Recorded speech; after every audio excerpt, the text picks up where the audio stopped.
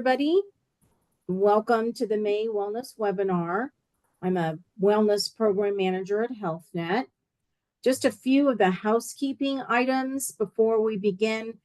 Everybody has been muted upon entry to avoid any background noise. At the end of the webinar, there'll be an anonymous survey, and your feedback is really appreciated. If you have any questions throughout the webinar, please chat to Kristen. And as Kristen said, everybody who registered for this webinar will receive a link to the recording in just a few days. All right, Dr. Ring, go to the next slide here. Okay.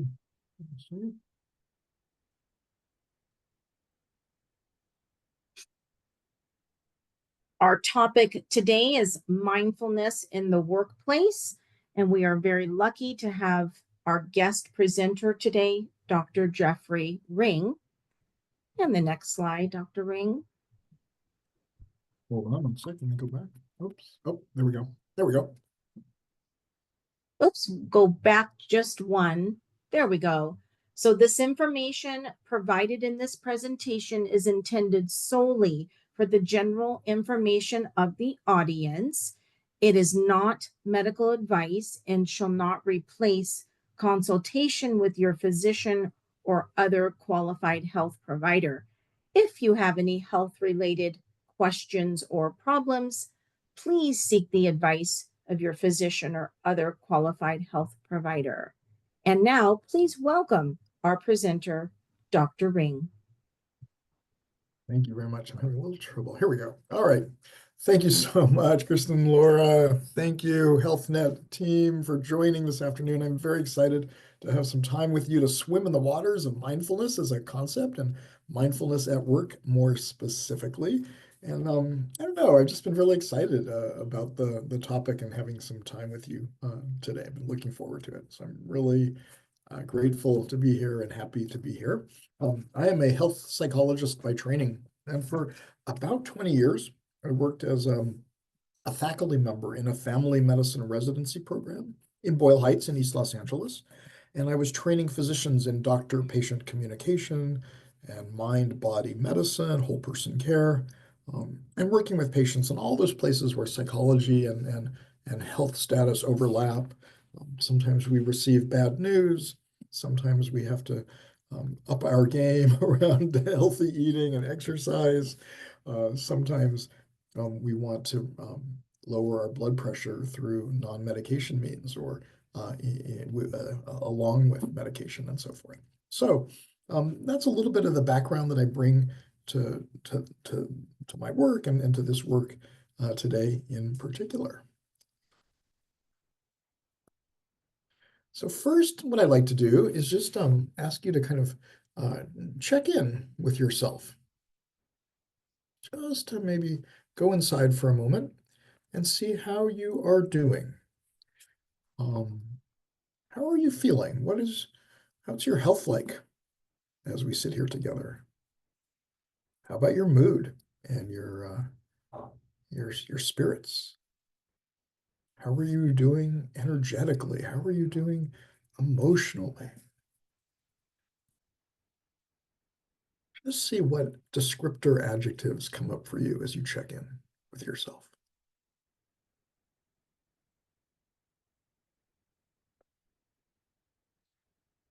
Great. And if you like, I would love for you just to type a word or two in the chat, just to sort of share where you are, whatever came up for you with that prompt.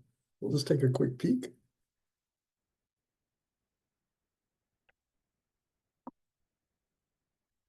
We have some tense and some tiredness. We have confusion, some anxiety, but some restfulness and hopefulness. We have where somebody is, happy, tired.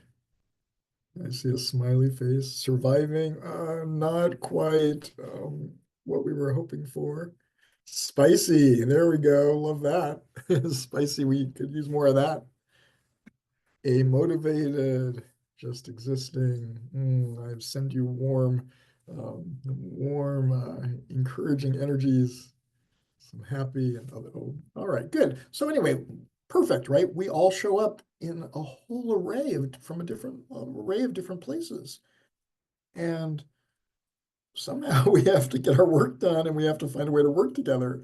It's not so easy, right?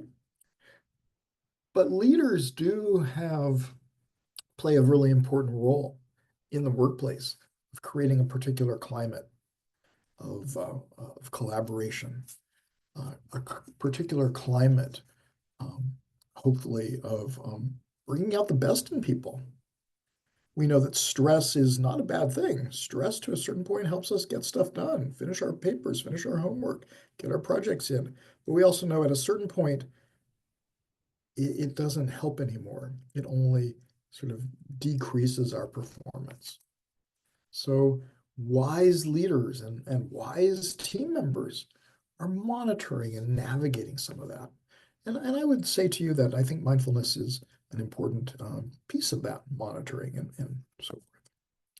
So let me just ask you, if you would, in the chat box, to just put in a couple words about what is mindfulness to you? What is your understanding of this concept of mindfulness?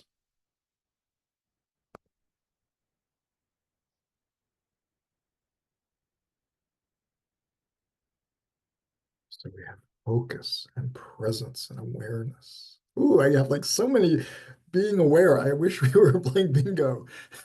Grounded, attentive, slowing down. Yes, thank you. Aware of your inner thoughts, aware of our feelings, understanding and accepting of the current situation, whether bad or good. Not easy to do, but so beautifully articulated. Feeling connected to the moment, feeling calm, presence, awareness of others' feelings. Yes, something I'm always working on in my relationships. The ability to be aware in a certain area, emotional regulation, social awareness. Beautiful, beautiful, beautiful. Thank you. All right, good. Let me and they're continue to come in. I'll invite you to take a look at those. So here's what the American Psychological Association says, and you nailed this. You got this. It is awareness of one's internal states and our surroundings. In 7 words, they've captured this so elegantly to be sort of in tune on the inside and in tune with the outside. What a lovely aspirational dance. What a lovely um, sort of motivation, right? To sort of be here now, actually. To turn down the volume of other distractions, things that have happened in the past, that are in the past, that have already happened that we cannot change, or to get carried into the future, right? What's on your to-do list? What's hovering? What must happen? What do we have to pick up from the store on the way home? When we're in either of those realms of the past or the future, we are missing out perhaps on full immersion in this moment. I love this comment up there, knowing what we can and can't control. Letting go of control means letting go of sort of a lot, actually, right? Letting go of a lot and instead grounding ourselves in this moment, in this place. So mindfulness emerges from learning to observe our thoughts, our emotions, present moment experiences, which I really love. It's very poetic. Mindfulness emerges from learning to observe our thoughts, emotions, present moment experiences without judging and without reacting. Again, no easy task. We're super reactive as creatures, and we live in a time where everything and everyone around us is very reactive. We live in challenging times where emotions are high and separations between people are wide and deep. obviously, as human beings, we're not so good at not judging others, not to mention not judging ourselves and our own experiences moment to moment. So you're seeing right in this definition, this is also from the American Psychological Association, you're seeing some ways and places, some openings, perhaps for some self-growth or some personal inner development. Oops, here. Where's my next slide? There we go. So if you would in the chat box, just in a word or two, let me know if you have, when or how have you experienced mindfulness? When in your life is mindfulness particularly salient? What have you noticed about when you land grounded more mindfully? I'd be curious to take a peek in the chat. Yay, on the yoga mat. That is lovely. Before bed. We have two for yoga. Sweet. Sweet. You may, the yoga people, if you wouldn't mind, maybe just add a word or two in about what it is about yoga that brings you into mindfulness. We have when I'm alone and it's quiet, or when I'm having an important conversation with my son. Yes, connected in a relationship, interacting with child. When I'm in the present and not worried about the future. When on vacation, when eating, in nature and in nature again, and in riding horses. Beautiful. Yoga, paying attention to breath, to body, to positions. Yeah, some of those yoga asanas, positions are so challenging. And if we're thinking about other stuff, it's going to be tougher. I actually used to go to a yoga class. They had a clock on the wall, and over the clock was this piece of paper that says, "Be here now." Right? So sweet. The invitation was, don't think or look at the clock. Like, just be here now, right? Beach, forest, sand and feet. Yeah, I love that. Have you ever gone into the water and the fish come up and kind of try and give your toes a little kiss? They're so happy that you're there. Beautiful. Bible study, religion, spirituality. Yes, that we're seeing lots of pathways, right? All right. Trying to be mindful and present in all that I do, but it's a work in progress. Welcome to human beingness. Yes, and welcome to human being. Meditation. Gorgeous. All right. Good. Let me add one more here. Oops, there we go. And that maybe we don't actually have to answer this one in the chat because I think you've kind of done this, but what are the pathways to learning to better observe thoughts, to better observe your emotions and your present moment experiences? If something occurs to you, feel free to add it. But we've seen nature, relationships, spirituality, physical movement. I didn't see all of them, but I didn't necessarily see breath up there, breath work, but it may be in the chat. And I'm not able to follow all of them, of course. I'm sure there are a lot of other things. Yeah, meditation, beautiful. All right. So so let's let's practice for a moment. Let's practice the pathway, kind of guided mindfulness or meditation or breath, or just imagery. I would call it kind of guided imagery. So what I'll invite you to do, if you like, is to maybe close your eyes or cast your eyes downward, and maybe just sit as comfortably as you can in your chair. It's a really nice place to start by just sitting. And since we're doing mindfulness, we might as well notice. We might as well notice what it's like to sit. Notice all the ways and places that your body is supported by the chair. Support at your back, and have your hips and thighs below. Maybe your arms are resting on a table or armrest or lap.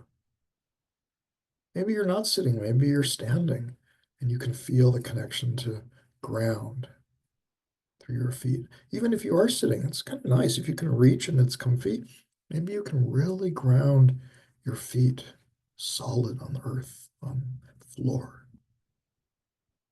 And then just notice.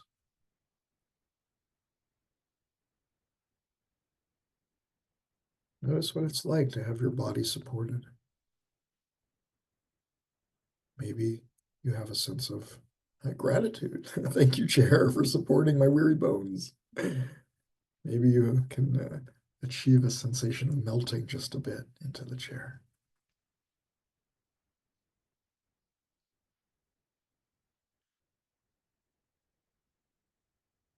And then and we can be really curious about this sitting quietly. Like, for example, try this. Let your jaw, lower jaw, just kind of go slack, just kind of drop. And notice the next breath that comes in after you do that. Just let your jaw kind of fall and notice the next breath.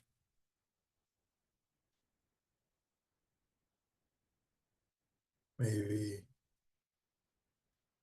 maybe the breath is different in some way. Maybe not. For me, when I loosen my jaw, somehow the next breath is fantastic. It's rich and deep and full and kind of makes me smile, warms me. You can test this with your feet, grounding your feet really solidly on maybe the next breath is different. You can do both, right? Feet solid and jaw drops. And the next breath comes.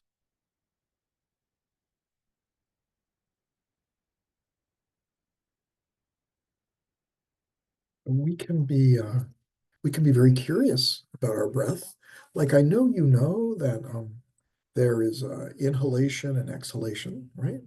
In the breath cycle, right? We breathe in and we breathe out. But there actually are at least four parts to a breath cycle. We breathe in, and there's this little quiet, hidden, very special, delicious pause before we breathe out. And at the bottom of the exhalation, there's another hidden little welcoming cave of quiet before the oxygen rushes in anew with the next breath. So I'm going to just invite you to breathe, but noticing, see if you can breathe and notice the sweet journey through all four parts of the breath cycle. See how that goes for you for a moment or two.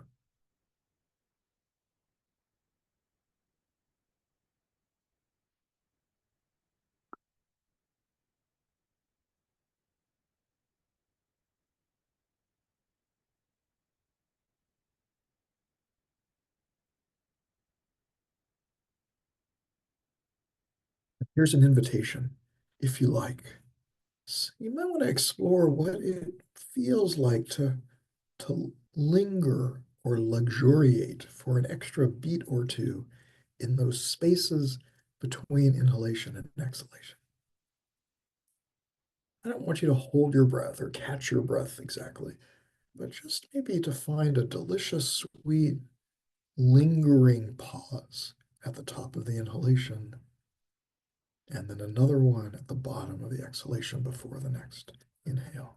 Just play with that for a couple rounds.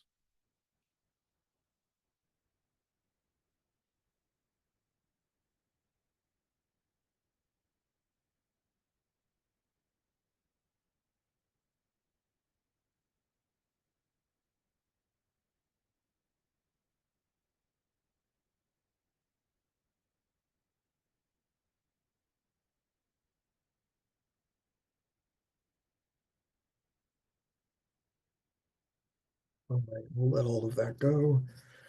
Just let your natural breathing come back. Although you may want to periodically let your jaw drop and just release some of that tension. And invite in the new breath. I'm going to take you on one other sort of journey here through the senses for a moment. I thought maybe we could swim in the waters of gratitude. So let's think about the day so far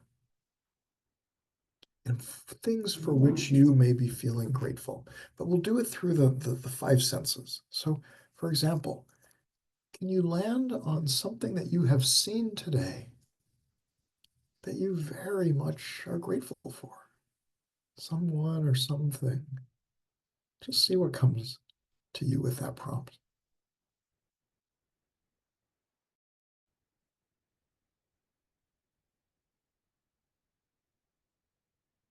Is there something that you've smelled today that you really appreciate?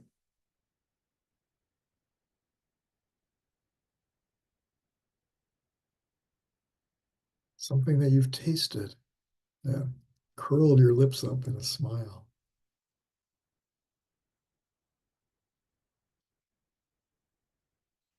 Sometimes you can get two or three for one. Like I had this incredible strawberry that smelled so good and looked beautiful, tasted heavenly. Something you've heard today that you very much appreciate.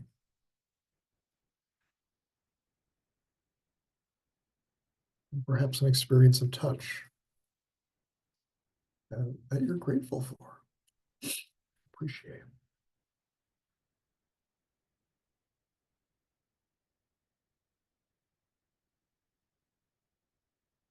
My dog has such soft fur. I would like to get that shampoo for myself. It was so soft to the touch.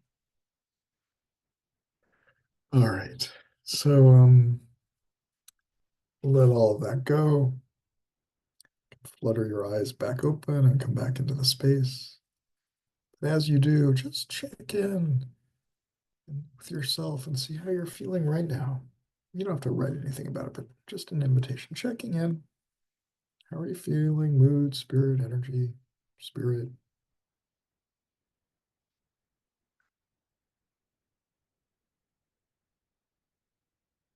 There's some really sweet comments about morning coffee and the roses. So nice. All right. I want to read a poem to you. This is by Mary Oliver. It's called The Summer Day. I'm going to read it through twice, and and then we'll have a little bit of an interchange about it. But here is the Summer Day by Mary Oliver. As I said, I'll read it through twice. Who made the world? Who made the swan and the black bear? Who made the grasshopper? This grasshopper, I mean, the one who has flung herself out of the grass, the one who is eating sugar out of my hand, who is moving her jaws back and forth instead of up and down, who is gazing around with her enormous and complicated eyes. Now she lifts her pale forearms and thoroughly washes her face. Now she snaps her wings open and floats away. I don't know exactly what a prayer is. I do know how to pay attention, how to fall down into the grass, how to kneel down in the grass, how to be idle and blessed, how to stroll through the fields, which is what I have been doing all day. Tell me, what else should I have done? Doesn't everything die at last and too soon?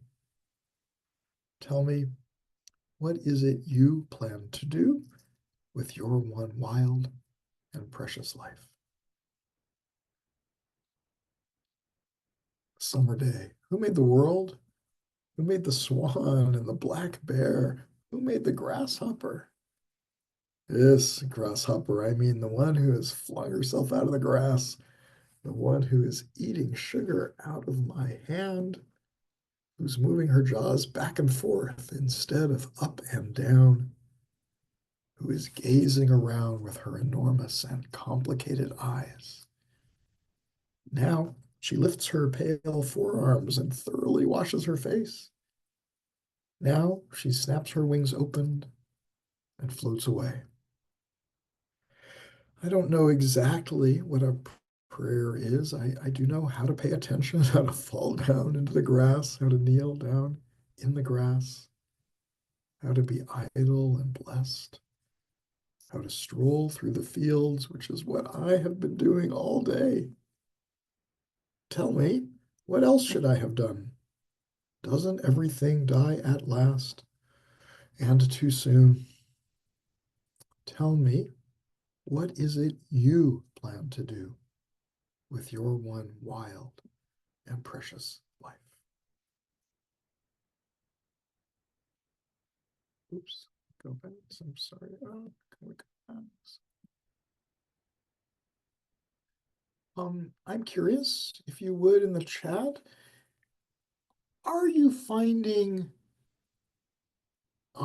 themes or examples of mindfulness in this poem? There's a lot in this poem. There's a lot to find, but narrowing down to just mindfulness of the topic of today, are you seeing or finding anything about mindfulness in the poem? If so, maybe just make a note in the chat about that. So it doesn't everything die at last and too soon is yes, noted as true and very existential, right? Noticing the small things. Maybe you want to make a note about what some of those small things are that the speaker in the poem is noticing. We hear observing nature. Certainly, it begins with a lot of nature, right? Creatures. Slowing down, taking time. Yes, it's hard to notice all of those things that a small creature is doing without slowing down, right? Remembering to appreciate the littlest things. I know I do. Like the eyes of a grasshopper. Not just seeing the grasshopper, but being mindful enough to notice all of its little actions. Yes. All of this fine detail. Snapping of wings open, pale forearms. And gratitude, the theme of gratitude, being thankful for a short, precious life. Yeah. One wild and precious life, and everything dying at last and too soon. Some themes here about, um, well, about the nature of our existence and some choices that we may want to make about what we're going to pay attention to. How much time are we worrying about stuff that already happened or things that may or may not happen in the future? And what may we be missing out on, right? Right in front of us. Focusing on the grasshopper and all the details of her actions is mindfulness. And the author is appreciating every detail. Yeah. Thank you. Impermanence, beautiful. Yes, things and people that are precious to us, ourselves, dying too soon. This poem is called The Summer Day by Mary Oliver. Yeah. All right. Well, thank you for looking at the poem with me. I appreciate it. Let me just, oops. Oh, let me just go here. Clear all drawings. Okay, good. So anyway, yes, thank you for looking at the poem with me and and um, sort of juicing it, right, for some important other ideas about pathways to mindfulness. In here, there is something about religion and spirituality. In here, there is nature immersion. In here, there is spending time with oneself and asking big questions. All right, good. Summer Day by Mary Oliver. So let's go a little farther. We've been talking about mindfulness kind of globally, but what does mindfulness look like at work? If you or someone you work with was coming to the work projects and teams in a mindful way, what would that look like? I would love if you would sort of share that and your ideas about that in the chat.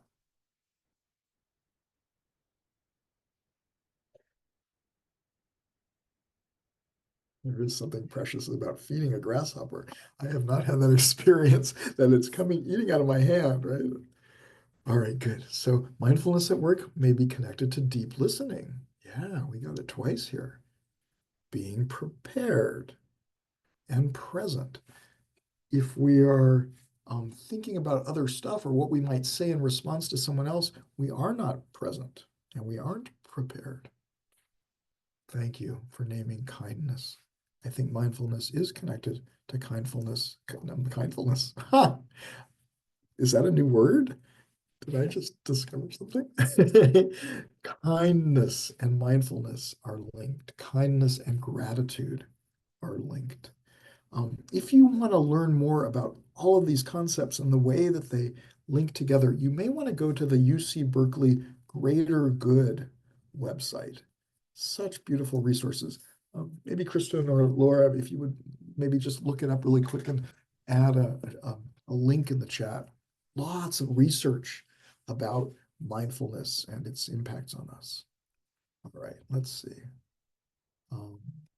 Just go here. Listening, we said I saw. Being conscious of how we affect others. Yeah, that there are consequences to our actions. And we all are leaders and we are all contributing to the environment, the climate of the workspace. Yeah, good. Let's see what else. Um, Pausing and reflecting before giving a response. Flexibility and adaptability. We need more of both of those in our world. Work seems to be the antithesis of mindfulness. So curious what I'll say about the connection. I will say something about the connection. And one of the reasons I do this work and do a lot of leadership coaching and training is because I agree with you that we do not have sufficient kindness or mindfulness in workplaces. And I think that's detrimental. And that's what that's what the research would say as well. It's not the best way for us to be working and productive. Calm, humility. Thank you for the greater good link. Beautiful. Yeah. All right, let me just check my time here. Yeah, okay. So there's another way that mindfulness at work is important. It's basic in what we might call emotional intelligence. Emotional intelligence is about monitoring sort of our inner world and the environment, the work environment around us. And I'll remind you at the beginning, when we looked at the American Psychological Association definition of mindfulness, it was about like the inner awareness and the outer awareness as well. But like, check this out. All right, so this is from a book called Primal Leadership by Goleman and colleagues. And I love this book. I think it's fantastic. It reminds us that leadership and emotional intelligence are not just things that we have or don't have. They're things we can learn. They're skills. We learn leadership or emotional intelligence just like we learn to ride a bike or drive a car. It's having a guide and feedback and practice and making mistakes and trying again and continuous quality improvement, right? But look at this really sweet chart, and I'm not going to spend time on the content of these boxes, but I just want you to notice that emotional intelligence has four quadrants, or four key variables. The first is and they're divided by awareness and management and self and inner and outer, right? It fits really nicely with mindfulness. So the first box on the top left is self-awareness. Are we doing the work to be able to notice if we're getting hot under the collar, if we're not listening, if we are um, not in our highest, kindest self, if we are responding to someone based on our own life history and past, or really based on what the person is saying or doing right in front of us. So self-awareness is a really important rubric for growth. And then once we're enhancing our self-awareness, then there's self-management, right? Emotional self-control, the adaptability and flexibility that some of you mentioned earlier.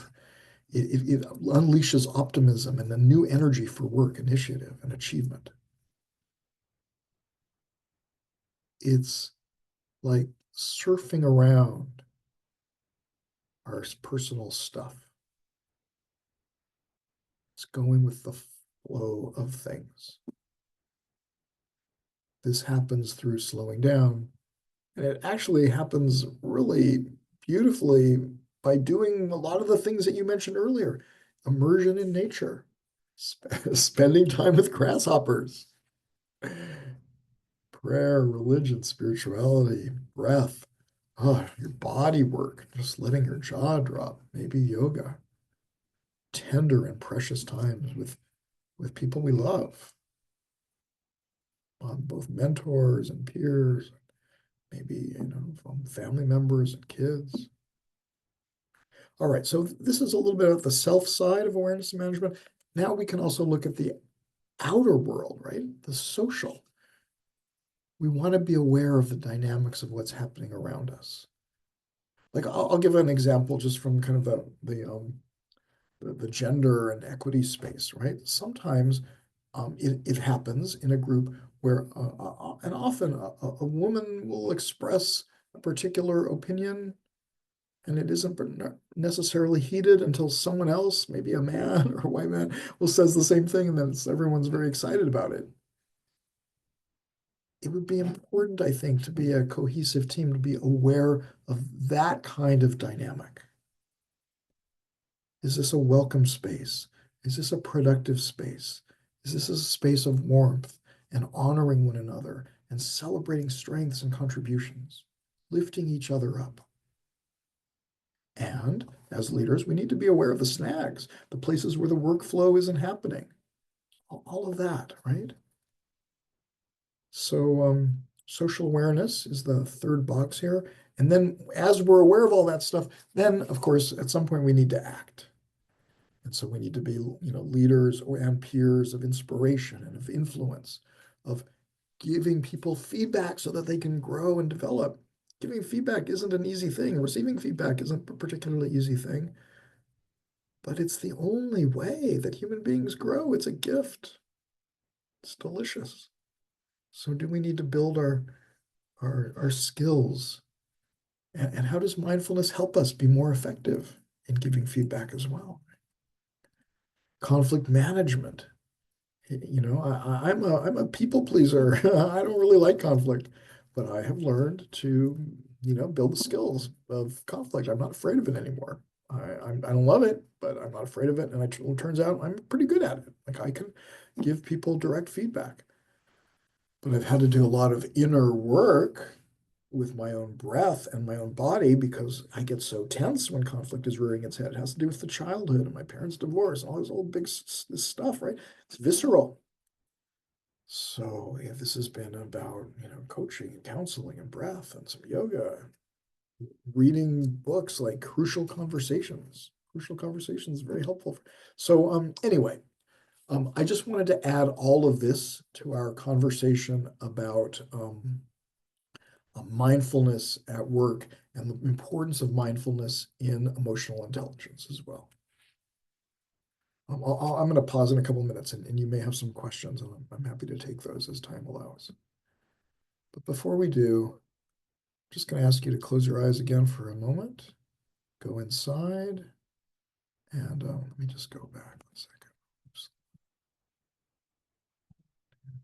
I'm going to ask you to just go inside and see how you're doing right now.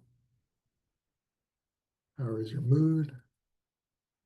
How are your spirits, emotions, energy, physical sensation? Just check in without judgment, with great self kindness, and curiosity.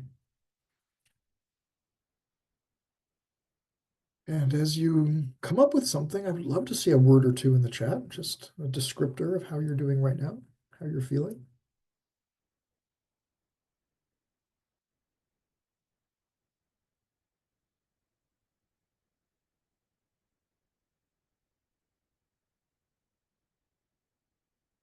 Energy, relaxation, groundedness, feeling great, feeling informed, hopeful, calm, centered, empowered. Try to be more open to others' perspectives. Bless you. We need so much more of that in the world. Thank you for role modeling that, striving for us. Helpful webinar, reprieve from the day. Good. I'm glad you came. That was a gift to yourself. Thank you, HealthNet, for providing this space. Thank you, Laura and Kirsten, for shepherding. Jangling out of sorts because there's loud people in your office. Oh, I'm sorry. I thought that you were out in the field hunting grasshoppers as you listened in. I'm sorry about your environment. But that is actually a really good point. What can we do to be mindful, grounded, present, even when the environment around us is doing everything possible to keep us away from it? It's a good question. What do we do to be mindful, grounded, positive, and connected, even when we're dealing with someone who is just on our last nerve? What do we do? Right? I also just want to say, we've been here about 40 minutes, something like that, 42 minutes, and we've made some really sweet progress, right? At least, I mean, if we think about like the descriptors when you arrived and the descriptors now, as a kind of a brief qualitative assessment, it sounds like in a short time, there has been some calming of nervous systems, maybe lowering of blood pressure, maybe deepening of breath. Those are all good things. They're good for you. They're good for the people you love when you get home. They're good for the work that you do and your coworkers. All right, last slide. Last slide is the doggy bag question. What are you taking away from our time together today? What is it that you plan to do, new or enhanced or improved differently based on our time together today? If you feel so moved, I'd love to take a peek at that also in the chat box. Any intentions or action steps?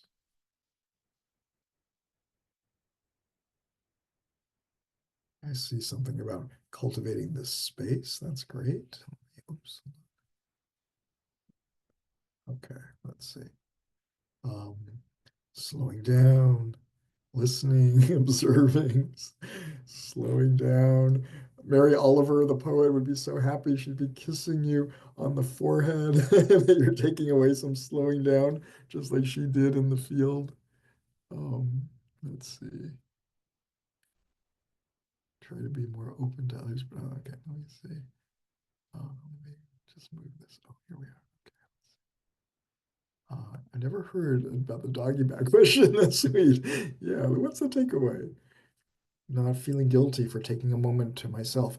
And I would suggest to you, is there a way, mindfulness at work, to not be like stressed and crazy and then take a moment, but is there a way to weave it together? I'm going to leave that to you as a homework assignment. Are there ways to practice mindfulness on the outside to bring it more solidly within us to our work and situations such that it's coexisting? It's okay to make time for yourself. It is okay to promote kindness, absolutely, with others and in your team and your own soul. Yay, Greater Good newsletter subscriber. I get that, and you will be very happy. You'll learn a lot. Listen to some calming music. Yeah, observe, try not to react, and notice your breath. More often meditation. Oh, there's so many here. This is fantastic. Oh, I'm going the wrong way. Hold on. Okay. Yeah, good. All right. Good. All right. Let me pause. We have just a minute or two. I know I'm at the end of my time. Are there any questions or things that I can clarify or add on to that you wanted to pitch in the chat just before we pass it back to Kristen and Laura? May or may not be. Oh, cool. Okay. Laura, back to you. Let me give you Yeah, your next slide. thank There you you go. so much. I'm actually just going to remind folks that next month, our next wellness webinar is June 18th, and the topic is Social Wellbeing 101. So we're going to learn about how our social life, our social well-being, how it impacts our health, our well-being, our longevity. And so we're going to be talking about and discovering some tips that will help increase our social well-being by staying connected to folks. So we hope that you will join us again next month. And as a reminder, everyone who registered for the webinar today will receive a link to the recording in just the next day or two. Thank you so much for joining us. And thank you, Dr. Ring. That was fabulous. Feel free, everyone, to exit the webinar at this time.